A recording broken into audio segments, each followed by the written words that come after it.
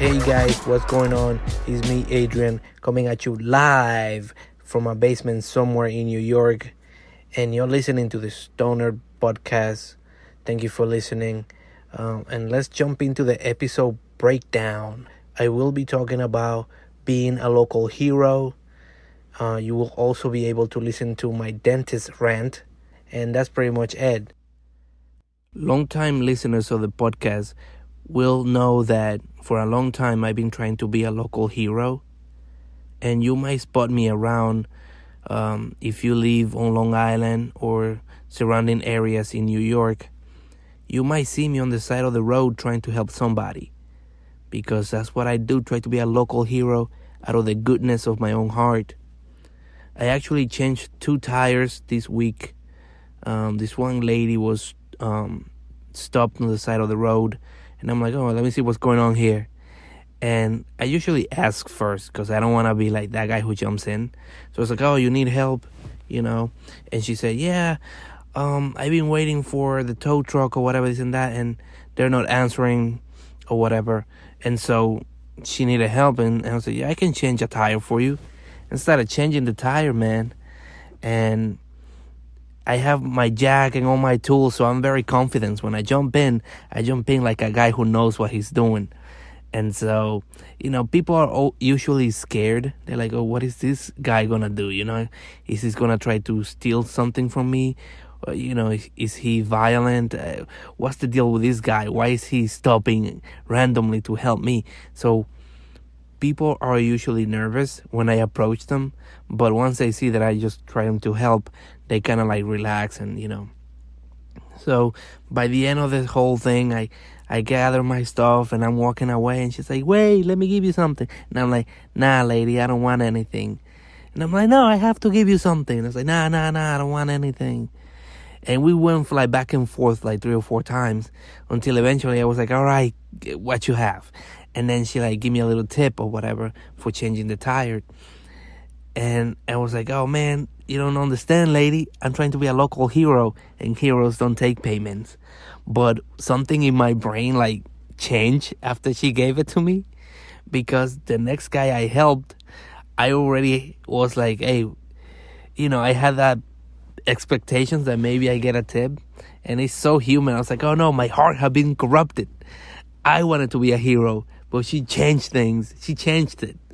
Now I'm like expecting something. And you remember, I don't know how many of you people have seen Silicon Valley, but it's a show, it's a comedy, and it aired on HBO. I don't know if they're still going or not, because I haven't seen it. I fell off the whole show. Even though it's a great show, there's just so much to watch. But on Silicon Valley, there is this like company, and they're doing bad until another company, Huli, tries to buy the company who's doing bad. And the reason why nobody wants to buy the company is because people are unsure of what's the price that they should give the company, like, because it's like a new company that hasn't been valued, but this one guy wants to take them off the market. And so he offers them like a ridiculous amount to get them off the market. But by him doing so, he sets the value of that company. So now there's like other people might try to buy that company for that value or whatever. I might be butchering that whole thing because I haven't seen the show in a while. So if you know about the show and that's not how it goes, don't bust my balls, all right? I'm just recalling what I remembered. But anyways, what you should know is that by her giving me, a tip, she then set the value for my work. I was like, oh man, why do I feel I'm no longer a hero?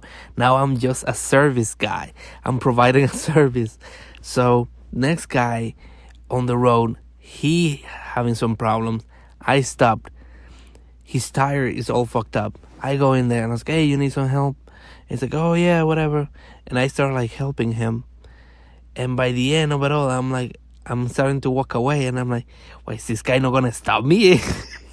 This guy is not stopping me. Why isn't he like offering me some sort of a tip or, a few bucks? and I'm walking away, and I get in my car, and I'm looking, and in the rear view mirror, it's just the guy walking towards my car, and I'm like, oh yeah, I think I'm about to get a few bucks for my work. And then he just pulls out a water bottle, and I'm like, a water bottle? You don't understand. I got money for this work, man. The value has been said.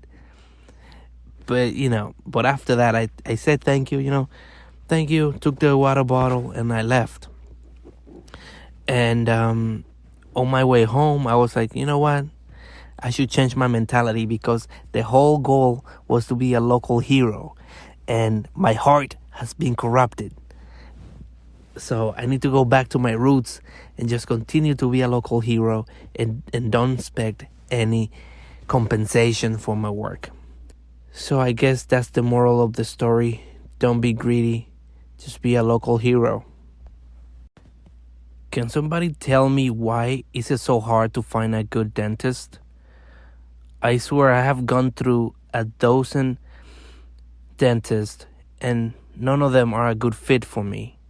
I mean, if you have good teeth, I guess any dentist would do, because maybe all you need is like a cleaning or, whatever. Maybe you have like a cavity. That's like the worst thing that could happen. But for the most part, you have good teeth.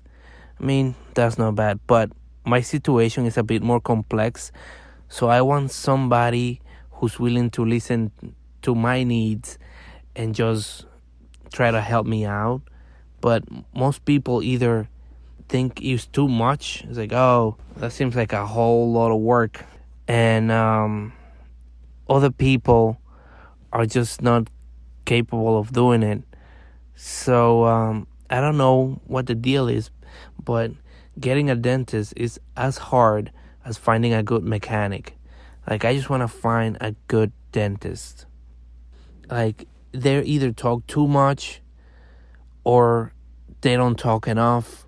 They don't want to communicate.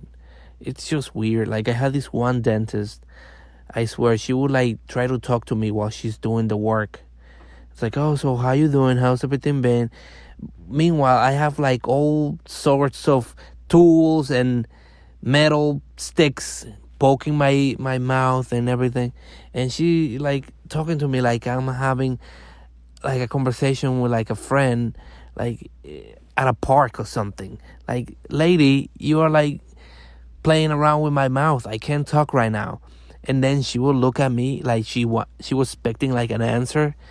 And I'm like, and I'm like talking to her like that, like trying, and she's like, what?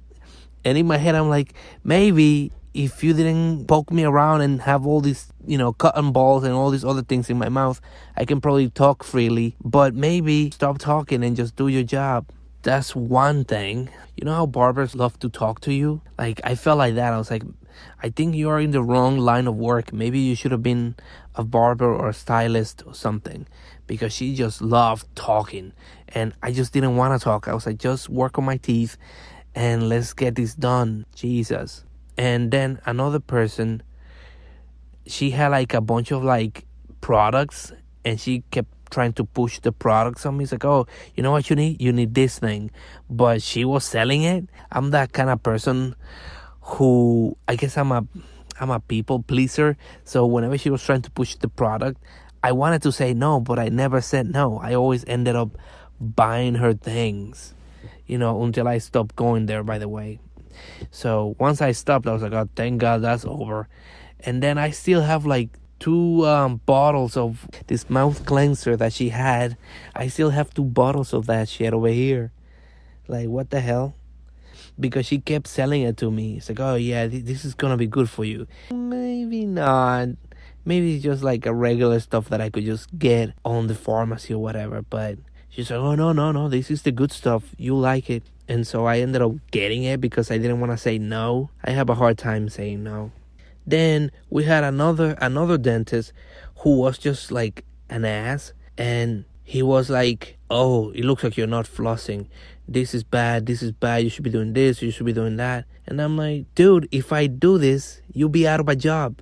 If I did everything I was supposed to do and just floss every day and do the thing, and and try all this stuff, then you probably wouldn't have a job because my teeth will be perfect. So I think you should just shut up and do the job. Who raised these people, man? I don't know. But I just need a good dentist. And like I said, a dentist and a mechanic are hard to come by. Who knows a good mechanic? The other day, my compressor went. I had no AC. And the guy that I have who usually works on my car, he was giving me the runaround. Like, oh, I'm busy today. Can you bring it tomorrow? Then I called tomorrow. Hey, Joe, you have a spot open so that I can drop it off? Oh, you know what? Let's try next week. I guess you don't want my money. I'll just take it someplace else. And that's exactly what I did. I went someplace else to get the job done. But I'm like, man, you just can't get a good mechanic. They either don't do a good job, or they take your car on a joyride, or they try to steer you to something else that is wrong that probably doesn't need to be fixed, but that they want to fix it. You take it there for brakes. All of a sudden, they look at the transmission. Oh, I think you're going to need a new transmission. And then all of a sudden, you're paying money for other stuff that you were not planning on fixing. So, I don't know. Anyways, I think that's going to be it for me. Take care, friends. And I'll see you on the next one.